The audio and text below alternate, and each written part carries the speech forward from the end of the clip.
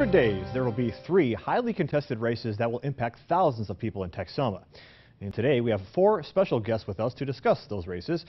Terry Gilliland from the Wichita County Democratic Party, Annette Barfield from the Wichita County Republican Party, Dr. J. Hugh Anderson, he's with the Young County Democratic Party, and finally Paul Braswell, a member of the Montague County Republican Party. Welcome to all of you. Thank you for being here. So we're going to start with the Texas Senator race between State Rep. Pat Fallon of Frisco and Bridgeport City Councilman Kevin Lopez. As you may remember, Pat Fallon defeated incumbent Craig Estes by a large margin during the primaries. First question goes to Ms. Barfield. What message do you think that sends? I think it tells us that no position is guaranteed to an incumbent. He was there for many years, but there's no guarantee, and that voters are ready for a change. Now moving on to Kevin Lopez, he's from Bridgeport, so he may not be known to many here in Texoma.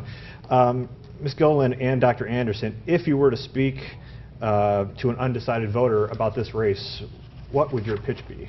Well, I would talk to them about Kevin's campaign and how he's running a very positive campaign, that he's a hardworking man, he's interfaces well with the normal working person, that he cares about his family, his country, his state.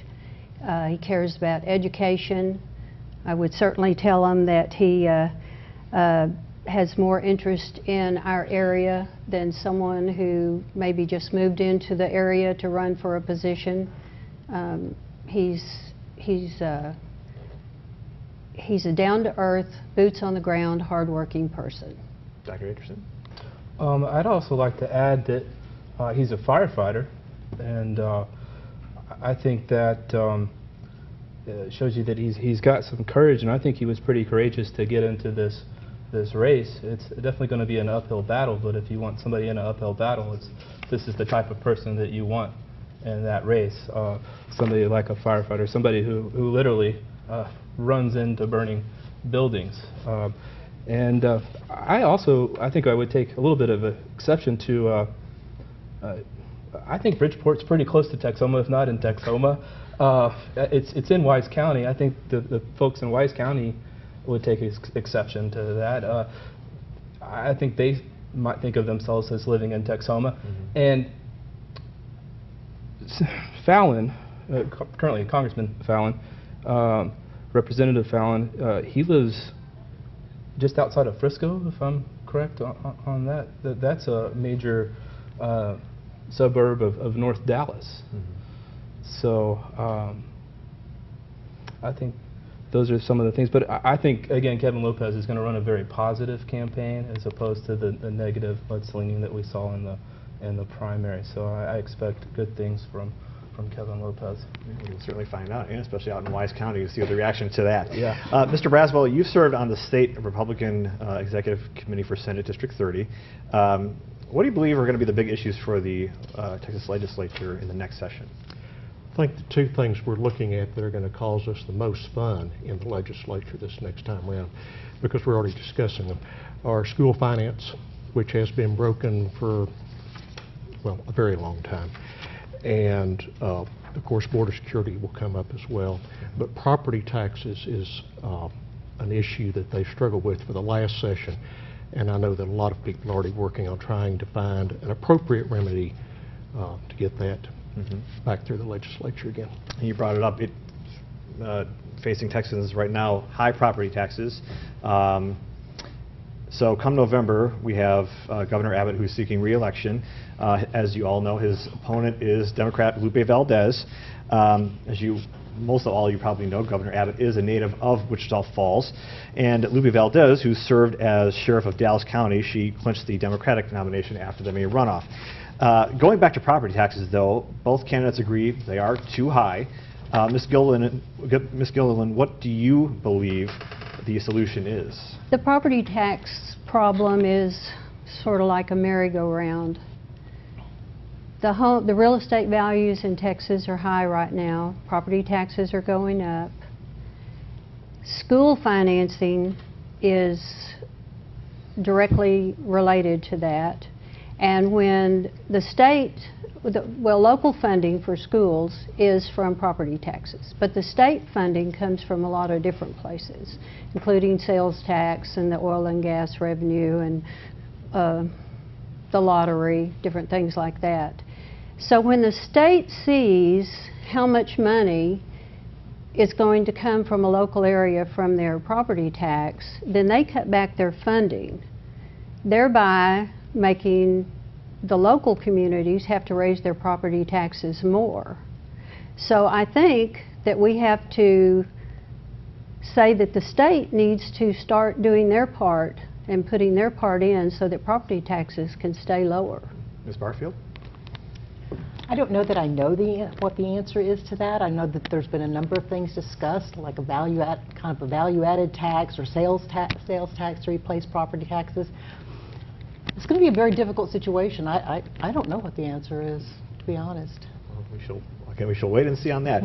Now, speaking of Governor Abbott and candidate Valdez, we want to remind you all that Governor Abbott and Lupe Valdez will debate in a few months.